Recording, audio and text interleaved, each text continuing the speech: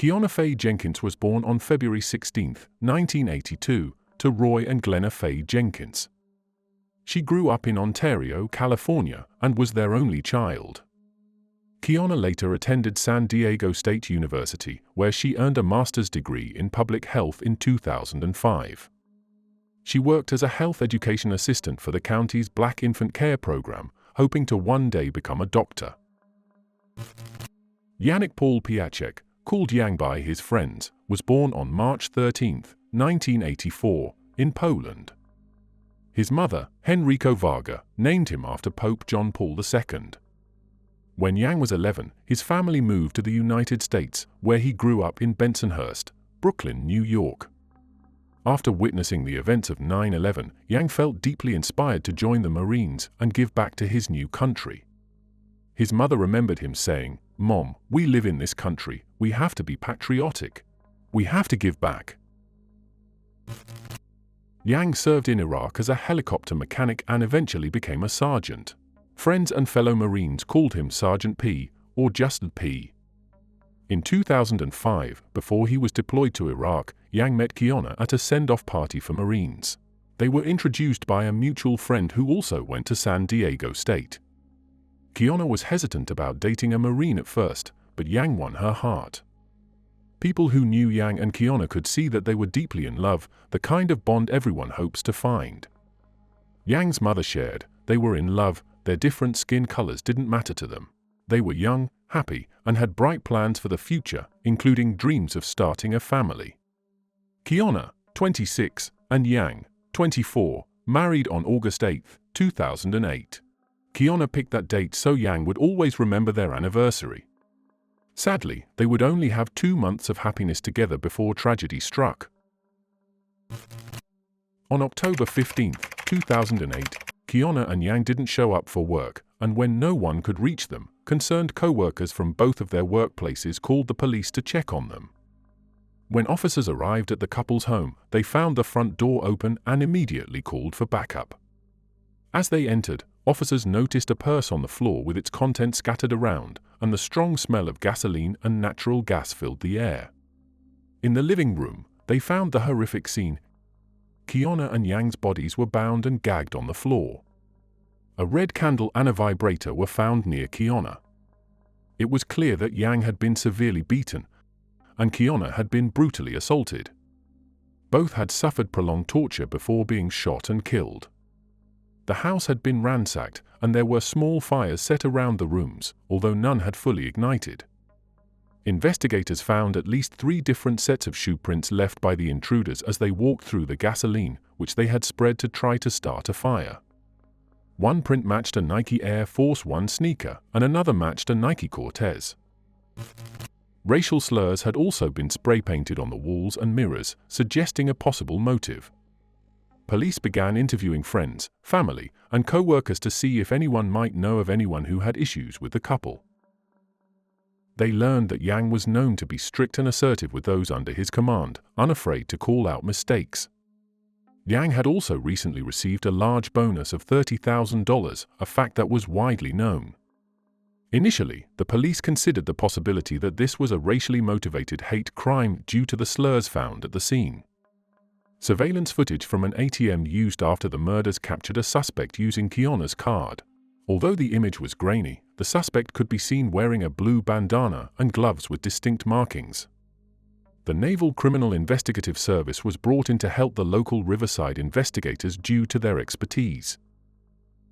NCIS agents quickly noticed that, while various valuables had been taken from the home, Yang's military duffel bag, known as a sea bag, was left behind. The detectives theorized that only someone with military experience, who would already own such a bag, would overlook it. Riverside authorities agreed and grew more convinced that Marines might be involved, especially since Quiana's ATM card had been used shortly after the murders, just a mile from the Camp Pendleton Marine Corps base. As detectives questioned friends and colleagues, one name repeatedly surfaced: 20-year-old Lance Corporal Tyrone Miller. Miller had reported to Yang and had openly expressed his dislike for him.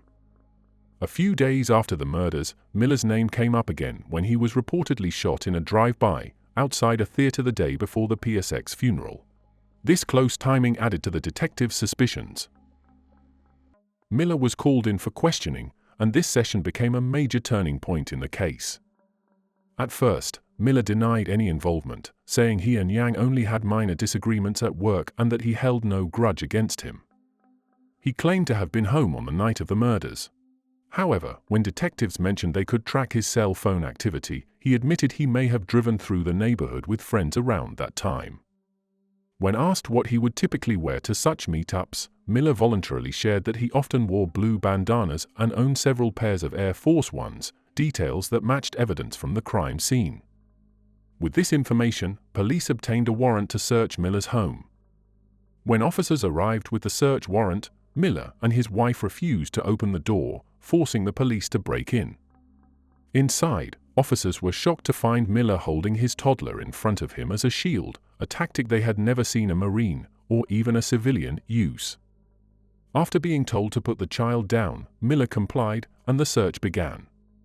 Police quickly found Quiana's ATM card on a table, along with the couple's stolen jewelry, spent shell casings, and Yang's prized dress blues in Miller's closet. They also uncovered multiple firearms, including the murder weapon, a bag of blue bandanas, and the distinctive gloves seen in the ATM footage. DNA evidence collected from the scene further implicated him. Though Miller initially continued to deny involvement, he eventually admitted his intent had been to rob the couple, not kill them. He then named others who had participated in the crime: 18-year-old Lance Corporal Emery's John, who also worked under Yang's command, and 20-year-old Private Kevin Cox, from the same unit. Miller mentioned a fourth person, 21-year-old Lance Corporal Keyshawn Sykes, known as El Psycho. Each of these individuals was soon brought in for questioning. While they all admitted to being present, they shifted the blame onto each other when it came to the most brutal actions. Through their statements, detectives reconstructed the grim events of that night. Early on October 15th, the four men arrived at the PSX home, wearing masks and gloves. Unable to break in, they decided that Yang might open the door for someone he knew, so they had Cox knock. Yang answered the door, but after a brief struggle, the men forced their way inside, binding and gagging both Yang and Quiana. After tearing through the house for valuables, they resorted to torturing the couple to obtain Quiana's ATM PIN number. Then, as part of the horrific attack, Miller and Sykes repeatedly assaulted and tortured Quiana while forcing Yang to watch, a brutal ordeal that lasted for hours. Finally, Emery's John shot and killed both victims, and the men spray-painted racial slurs on the walls, attempting to mislead investigators. Before fleeing, they tried to set fires to destroy evidence, but these attempts failed. This senseless and calculated crime shocked everyone who learned about it, and the case against the four men began to build rapidly. The motives behind this horrifying crime were both revenge and financial gain. The killers believed Yang was blocking Miller's promotion and assumed the couple had valuable possessions. However, there was no proof that Yang had interfered with any promotion, and law enforcement later classified the crime as primarily burglary-driven rather than racially motivated, though the racial slurs left at the scene initially led to suspicions of a hate crime. Despite this, many of Yang and Quiana's family members, friends, and members of the public believed that their interracial relationship played a role in the attack. A chilling MySpace post from Emery's John just before the murders, chilling, waiting for her to kill him, would later be used as evidence of premeditation. On October 24th, Yang and Quiana were laid to rest in Riverside National Cemetery, side by side, just as they had planned to be in life. The military honored them with a full funeral and a 21-gun salute. Heartbroken, their families and friends gathered to say goodbye to a couple whose future was cruelly stolen. Yang's mother, Henrico Varga, shared her grief, saying, "I prepared myself for the possibility that my son could die in Iraq, but to die like this in their own home." In March 2013, 5 years after the tragic murders, 3 of the defendants, Miller, Johns, and Cox, faced trial. By then, all 4 men had been dishonorably discharged from the Marines and each faced the possibility of a death sentence. Prosecutor Daniel de Leon reminded the jury that these men were not average citizens but trained military personnel, stating, "Each of these men had been trained to operate firearms, to act covertly, they used all of that training to commit murder." As the trial progressed, shocking details emerged about the mindset of the killers. Witnesses testified that Miller and Cox congratulated Johns, telling him, "Good job, E, you earned your stripes tonight," to which Johns replied, "Yeah, I did, man. Yeah, I did." The first trial, involving Miller, Johns, and Cox, lasted for months, with the jury needing less than 3 days to reach their verdict. The fourth defendant, Keyshawn Sykes, faced trial a year later, delayed due to limited court space. All 4 men were convicted on 2 counts of first-degree murder, with additional charges related to the circumstances of the crime, including committing murder during a robbery. Johns was found guilty as the shooter, while Miller and Sykes faced additional convictions for sexual assault. Sykes was also convicted of sexual penetration with a foreign object. The sentences were severe. Miller, Johns, and Sykes received the death penalty, while Cox was sentenced to life in prison without the possibility of parole. Currently, Kevin Cox is serving his life sentence at Chuckawalla Valley State Prison, a medium-security facility that is operating over capacity. Meanwhile, Miller, Johns, and Sykes are on death row at San Quentin State Prison in California, which houses the state's only death row for male inmates. San Quentin, California's oldest prison, has a notorious history, and its death row is divided into 3 sections: North Segregation, East Block, and the Adjustment Center.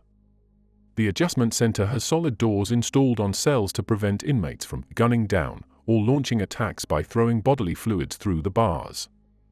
Since 1996, executions at San Quentin have been carried out by lethal injection, but in 2019, California Governor Gavin Newsom placed a moratorium on the death penalty. As long as this remains in effect, the 3 convicted killers will remain in prison without facing execution. Little is known about the men's lives behind bars, but many people hope that their time in prison brings them even a fraction of the suffering they caused Yang, Quiana, and their grieving families. The aftermath of Yang and Quiana's murders sparked a powerful public reaction, with widespread condemnation of the brutal actions of the killers. Many were shocked and appalled that Marines, individuals trained to protect, could turn against one of their own. Public sentiment, both online and in the community, was overwhelmingly disgusted. Many argued the killers should not even be called ex-Marines, as their actions betrayed the core values of the military. For some, even the death penalty seemed too light a punishment for the horrendous acts they committed. The senseless loss of Yang and Quiana Pietrzak, 2 vibrant young lives with so much promise, left a lasting impact on everyone who knew them. Their love story, tragically cut short, stands as a haunting reminder of how unchecked violence and hatred can shatter the lives of even the most hopeful and kind-hearted. As their families continue to grieve, the memory of Yang and Quiana lives on, treasured by their loved ones and remembered by a community still in mourning. What are your thoughts? Were you also struck by the tragedy of 4 men, trained to protect, using those very skills to harm one of their own and his innocent wife? Share your reflections in the comments below. And if you'd like to see more stories like this, don't forget to like and subscribe so you never miss an update.